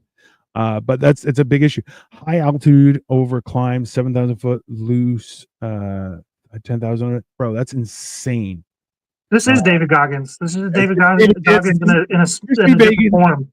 He's a shapeshifter. It's obviously Crispy Bacon is actually David Goggins' alter ego. That's what he's doing. I'm in Knoxville, a little south of Cleveland. Our rivers don't burn here, sadly. No way to stay warm. Wow. We haven't had a burning river in like 60 years. Calm down. But I do love Tennessee. If I were ever to retire, I would retire to Nashville. I'd love Tennessee. The food's good. They got great chicken. They got great barbecue. The music, the mountains, the weather. I love everything about Tennessee. Hey. You know what? He's mentioned everything, but really he's going for the women. Let's be honest. Women too, especially the women. I like women from Kentucky more than I like Tennessee, but it's close enough. Listen, Kentucky's right between here and Tennessee, so just so you guys are aware, we are trying to make this a thing so we can take our show on the road and tour the United States. So please make sure you subscribe to both of our channels. Not just the United States, but the world. I mean, I don't know if we could do the world. I would make sure they don't let you in Greece when I go. Well, all the English speaking places. That's fair. No, I dress homeless. I don't care. Crispy Bacon, you've mentioned it twice. You do care. Don't lie to me. And also, too, men can feel pretty too. I'm currently doing 16 to 18 fasts right now per day. That's really good. So listen, one of the things, Melanie, how I led up to doing long-term fasts was I started doing like a 4-hour window, and now I'm trying as much as I can to do like one meal a day. Like right now, I'm probably doing close to like a 6-hour window, but like when I really try and tighten my belt, then I do one meal a day or no meals a day. And I do get curmudgeonly, and my wife hates it, but she's like, I'm glad you're getting thin. So she says it's worthwhile. I only eat once a day since I lost weight naturally. Yeah. So that's the other thing is normal, I feel like, well, go about life. The rationale behind that is that think about, I've been trying to use logic from, before times, is that if you had to hunt your food, Okay, so hunt your food, kill your food, prepare Gather your food, it. cook your food, eat your food, poop your food. If you had to do all those things 3 times a day, it's impossible. 1 time a day, that will fill up your day, right? So, but you also have to work for it too. Right. So, like when you realize the difficulty of preparing 3 meals a day and spreading it out over the course of the day, that's an entire consumption of you don't have the time to do that. So, and most of the time they didn't eat every day. Let's be honest. When you start pulling that string, it's one thing. What's the number one killer? Time is the number one killer. Don't sweat the technique. Do you think the earth is flat? No, that's insane. I do think there's shenanigans with the planet, but I don't think it's flat. That'd be crazy. Dude, come to Knoxville, half the price of Nashville. Tig old biddies. Ooh, on the Southern gals here, $900 yearly property tax, 300 square. All right, we're going to Knoxville. That's fair. So, let's do it. Make it happen. I got about 35 more years before I got retired, but yeah, if we can work on the job, we have plans, and that's why we appreciate if you guys can like, subscribe, share our stuff. Trust me, you will be incorporated. Are you fasting to get closer to God? No, I do mushrooms to get closer to God. I fast so I can get my wiener closer to the outside than the inside. That's so. Yeah, he just wants to be able to see it while he's laying down. Yeah, that is 100% accurate. And it's like I said a joke on stage where I'm like, listen, I've always walked around as if I got a big wiener. The difference is now I can show you. That's that's so see it with your own eyes. Yeah, it was a myth. Hey, $20. I'll show you. Are you guys doing this full time? We are trying to do this full time. So we do it full time, but we don't get paid full time yet. We are very small. But we are aspiring. I hate it when someone calls. So I told people that I'm fully monetized on YouTube, and that you're fully monetized on YouTube. They're like, oh, you guys are influencers. And I'm like, that's disgusting. That's not a thing. I like creator. I'm a creator. I'm a creator. Like a god, like a Greek myth. I am a creator.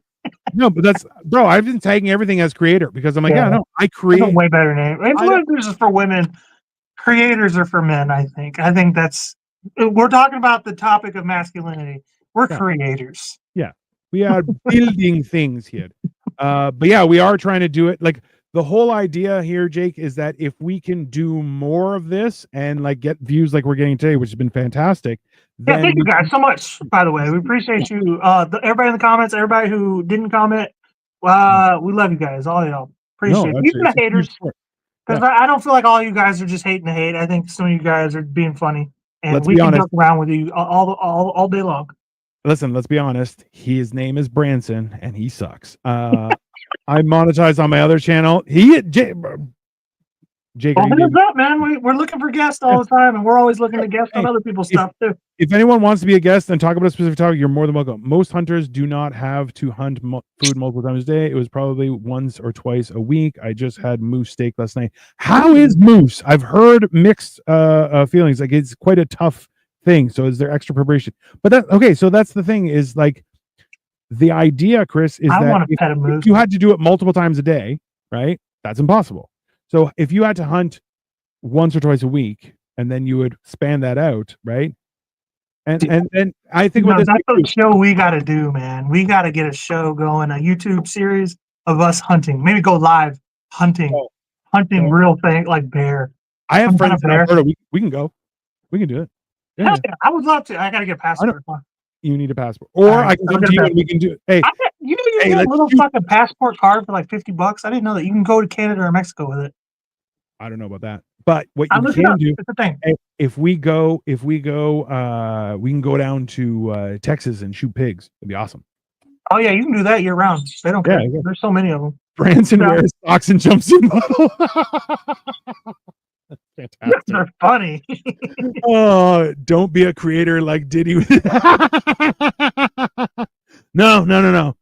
We're not like Chris. I party people. Moose yesterday too.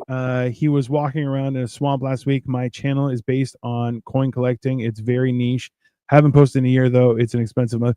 You know what? Interestingly enough, Chris, that or Jake, that was I had a few family members that did coin collecting. It is quite expensive. They also do stamps, which is wild. But have either of you ever hunted? I have been hunting as a kid.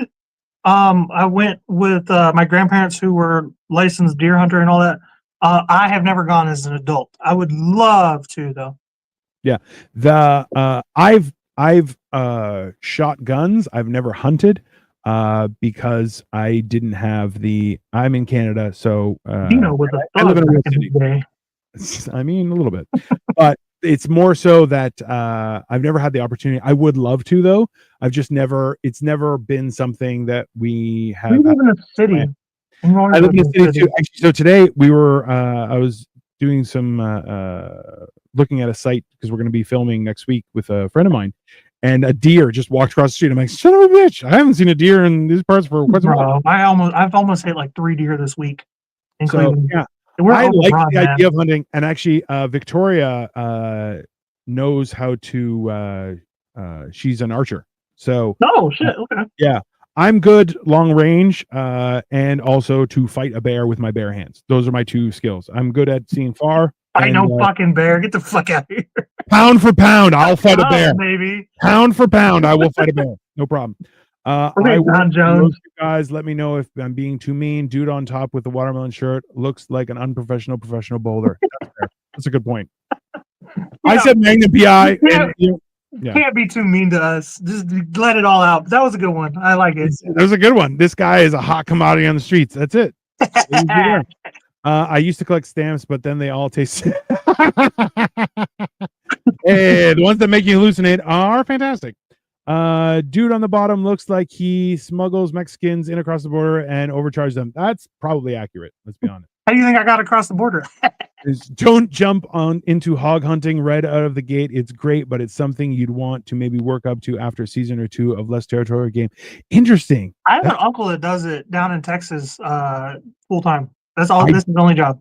I just realized his name is Pig Daddy, and I'm like, Pig Daddy. He knows what he's talking about. I mean, that's fair. I appreciate the advice. Can you hunt grizzlies in Canada? I think you have to get a permit. So you have to, like, it's the same with moose. That like you can get a deer license, but you to get a card or a permit for a moose, like it's a lottery type thing. But like then I know on native reservations they can do whatever they want. So I'm down. I would like the idea of live streaming a hunt, but like I would probably end up like just catching squirrels because I'm an idiot, right? But yeah, no, it would be fun. I would definitely want to do that. I was thinking Trailer Park Boys. I mean, yeah, that's fair. He does look like Ricky, and I look a little bit like Bubbles. That's fine. You know, as much as I like to talk about the alligator story, do you know how much you would not be able to get me to shut up if I actually hunted a bear? Like, actually successfully killed a bear? Like, I would walk around wearing a bear carcass. Just like, dude, I would have a boogeyman out of that bitch. I would wear it every winter. So, yeah, would I fight a grizzly bear pound for pound? Not a grizzly, probably a black bear. Grizzly bear is just too big. If I had to, I would. I'm not gonna go looking for a fight. Like if I woke up and open up my tent and there he is, yes. But if I see one from a distance, I'm gonna be like, I'm gonna go over here. Like I'm gonna stay away from it. So in Indiana, $90 would get you a combo deer license. Ooh, okay. That's awesome. I would do that. Like I would love to hunt with a bow or rifle, either one. I'm like, I would like the idea of then being able to take it somewhere to get it processed, and then I get the meat. Because like I would do a hunting episode of Life of Giants, and then we're gonna do Hammered and Cheese cooking some meat. Like that's, I would actually learn how. I would like to learn how to skin them myself. Oh, that's a really cool skill to have. Also, super fucking creepy when you tell people. You're like, oh yeah, I process my own meat. Creepy, man. Do you know how close we came? Because like, if Kamala was voted in, we were about 5-6 years away from having to go and kill something for dinner. Victoria says, if you fight a bear, I expect the fur to make some nice outerwear. I mean, you'll get the legs. I'm getting the head and the arms because we're doing it. We're building up to it. That's 100%. We're gonna either die, or we're gonna get a bear. That's what's gonna happen. I'd only fight a bear if it insulted my mother. Other than that, I don't care what bears think. I would only fight a bear if they were also my prison cellmate and they took liberties. I would fight them. That's no problem. Yeah. Pound for pound, I'd go for it. There's a story. So I said that in high school where I'm like, I'd fight a bear. And people are like, oh, okay, you can fight a bear. And then there was a story about a guy in Northwest Territories or Alaska who was learning to be a hunting guide. And he was like 76.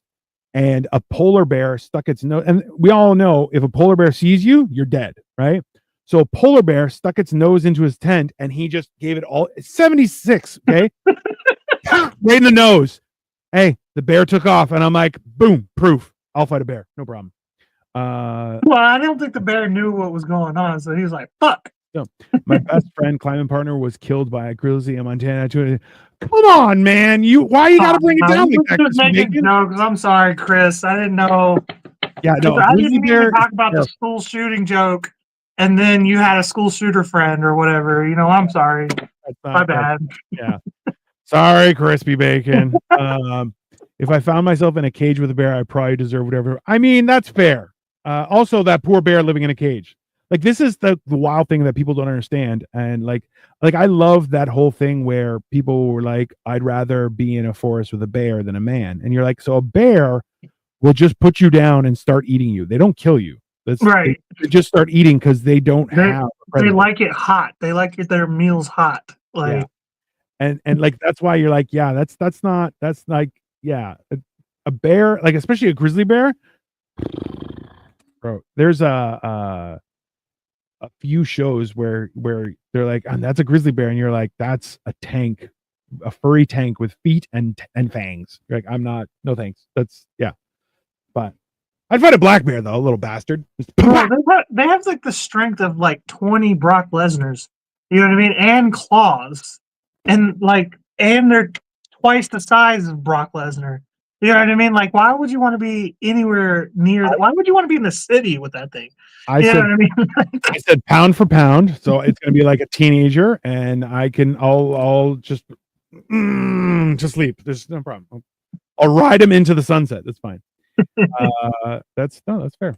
Anyways, yeah. Listen, everyone, this has been fantastic. We appreciate your contribution to our show. This has been magnificent. We are gonna be back. Maybe tomorrow night. I have a thing. Maybe after that, we'll see. Alternatively, we are going to be going live. You're going live on Friday? Yes or no? No. So Saturday around 6, we're going to be back for Hammered and Cheese. So come tune in. And then we also have other shows. I'm also going to be building Lego during the week if I have time, because I love Lego and I have way too much of it. So as you can see. But yeah, we're going to be doing more stuff this week. So please make sure that you like, subscribe, share it with your friends. If you want us to antagonize somebody you know, send us a message, because we will make a show all about how horrible that person is. And then you can send them that show. Right. So we are happy to roast others as well. Clips, shorts, all that stuff. We'll do every day. They just don't waste time. They don't have to kill you off. They can merely hold you down, and you only slice an apple if you feel like it. See, that's how I eat my food. I just hold it down and then just start taking bites. And chicken wings, bro. Yeah, that's it. Thank you both for the entertainment. I subscribe to the Glue Sniffer. I'll bet $100 I have more Lego than you. I'll send you some. Jake, game on, brother. Please feel free. Hey, and also appreciate you, man. Subscribe to Dino the Genetic Marvel. I'm also fantastic. But anyways. This has been Life of Giants, everyone. So thank you. Have a wonderful rest of your evening, and we will be back with more content. Have a great night. Later.